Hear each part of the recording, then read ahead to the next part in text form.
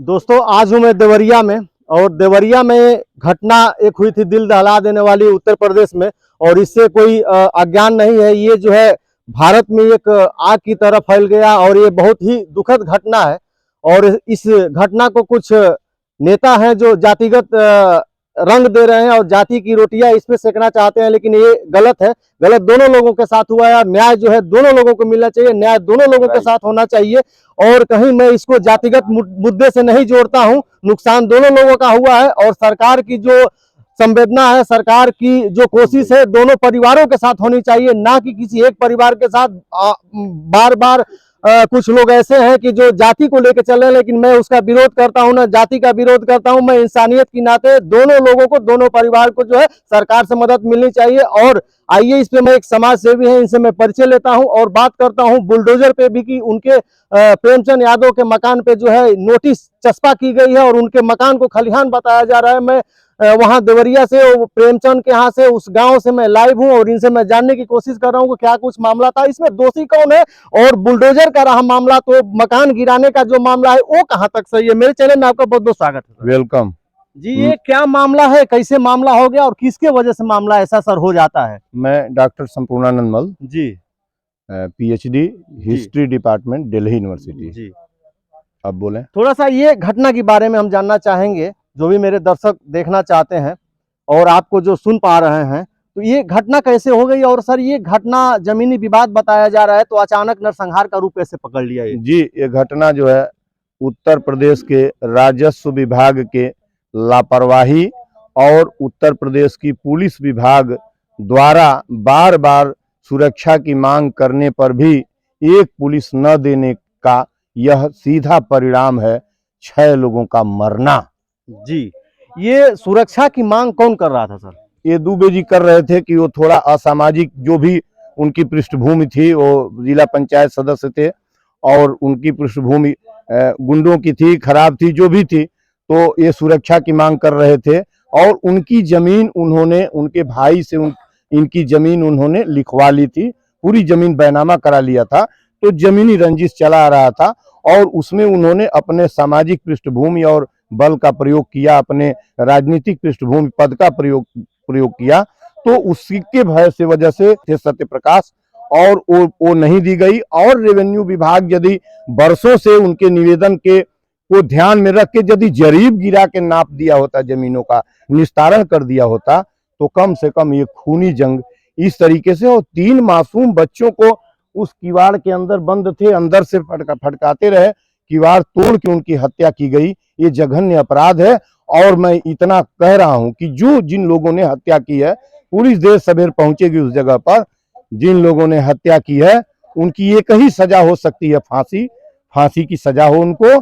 और अभी मैं आज इसलिए आया हूं, आपको बता दूं कि अभी मुझे चारों तरफ ये हो रहा है कि बुलडोजर चलेगा उन्होंने पंचायत की जमीन पर, आबादी की जमीन पर और सरकारी जमीन पर घर बनवाया है। 2 अक्टूबर के पहले आप कहाँ सोए थे? 2 अक्टूबर के पहले बुलडोजर वाले जो इतने परेशान है वो कहाँ सोए थे? एसडीएम साहब और कलेक्टर साहब 2 अक्टूबर के कहाँ किस नींद में थे? आज एसडीएम क्या करने, बुलडोजर क्या करने आ रहा है? जब उनके घर उनका प्रेम का एक माइनर बेटा तीर धनुष लेके और कर्मकांडी क्रिया में लगा हुआ है, जार बेजार रो रहा है, तो कम से कम 15 दिन तो इस बुलडोजर को अपने घर ले जाइए और मनुष्यता का परिचय देंगे कि नहीं देंगे?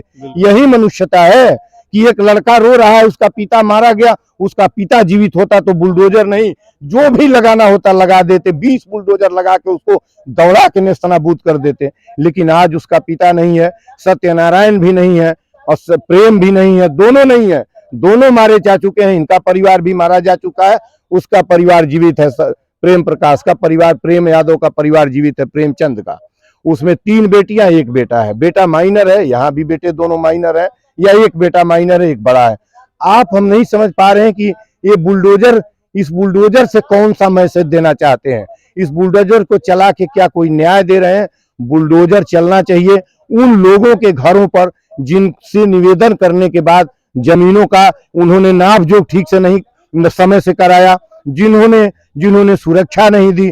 और बुलडोजर उस पूरी व्यवस्था पर चलना चाहिए। Criminalised political system, criminalised political system. आप प्रधान, बीडीसी मेंबर, ब्लॉक प्रमुख, जिला पंचायत सदस्य, जिला पंचायत अध्यक्ष, विधायक, सांसद, मंत्री तक देखिए ना, एक आध को छोड़ के सभी क्रिमिनल हैं, सभी रेपिस्ट हैं, सभी जो है करप्ट हैं, भ्रष्ट हैं। ये जमीनें दखल करते हैं, शहरों में दखल करते हैं, गांवों में दखल करते हैं, यही प्रधान बनते हैं।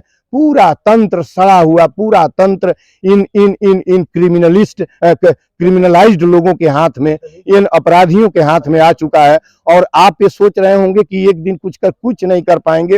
ये तो जड़ें इतनी गहरी जमा चुके हैं। गांव का प्रधान मोस्ट लफंगा आदमी, मोस्ट जो है मारा मारी करने वाला, गांव में इधर की जमीन उधर करने वाला, एक आध को छोड़ के जो राजा रामचंद्र के परिवार के होंगे वो अपना, अब उनके लिए नहीं कह रहा हूं, लेकिन जिन लोगों के लिए कह रहा हूं, अपने बराबर शीशा बनवा लें। यदि उनको लग रहा होगा कि ये आदमी गलत कर रहा है तो उस शीशे में झांकें कि वो प्रधान से लेकर और ऊपर तक, मिनिस्टर तक, ये सभी इस देश को लूटने में, इस देश में भ्रष्टाचार फैलाने में, ये गुंडई करने में, रेप करने में एक आध को छोड़ के लगे हुए हैं। और आप कुछ नहीं कर पाइएगा। भारत को बचा पाना मुश्किल है, लोग ही बचा पाएंगे। और जब ये आए तो लोगों के पास दवा है, लोग दवा करें, नहीं तो इसी तरीके से हत्याएं, बलात्कार, मर्डर होता रहेगा।